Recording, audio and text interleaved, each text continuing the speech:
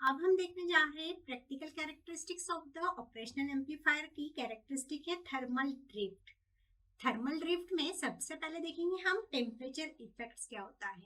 तो जो performance and properties of the amplifier रहता है वो टिपिकली चेंजेस होते रहते हैं कुछ एक्सटेंट तक।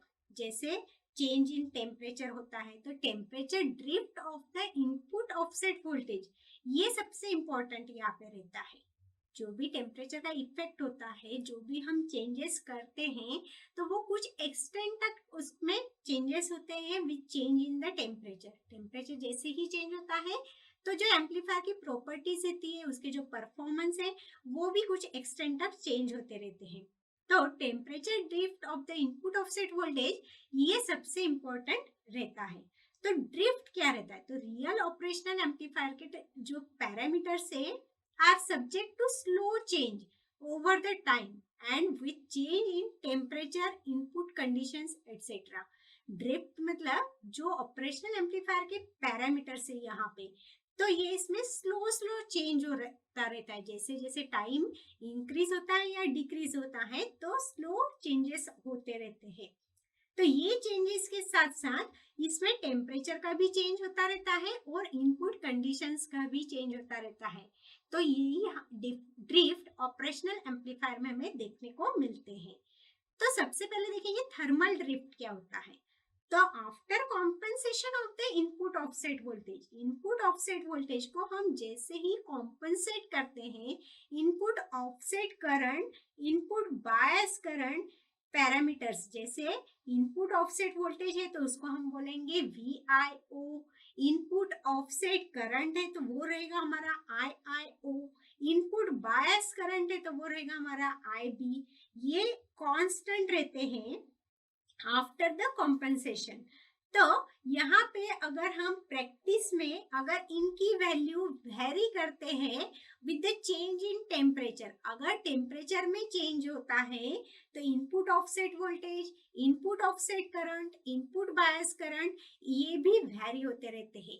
वैसे ही अगर सप्लाई वोल्टेज पॉजिटिव VCC और निगेटिव VEE, ये जो दो सप्लाई वोल्टेजेस हैं ये भी अगर चेंज होते हैं तो input offset voltage, input offset current, input bias current ये वेरी होते हैं ऑपरेशनल एम्पलीफायर में। वैसे ही टेम्परेचर और चेंज इन सप्लाई वोल्टेज के साथ साथ अगर टाइम भी चेंज होता है, टाइम पीरियड भी चेंज होता है तो भी input offset voltage, input bias current और इनपुट ऑफसेट करंट ये चेंज होते हैं। मतलब input offset current, input offset voltage, input bias current ये तब चेंज होते हैं, तब वेरी होते हैं जब सर्किट में जो है वो टेम्परेचर का चेंजेस होता है, सप्लाई वोल्टेज के चेंजेस होते हैं और टाइम भी वेरी होता है और टाइम में भी चेंजेस करते हैं रहते।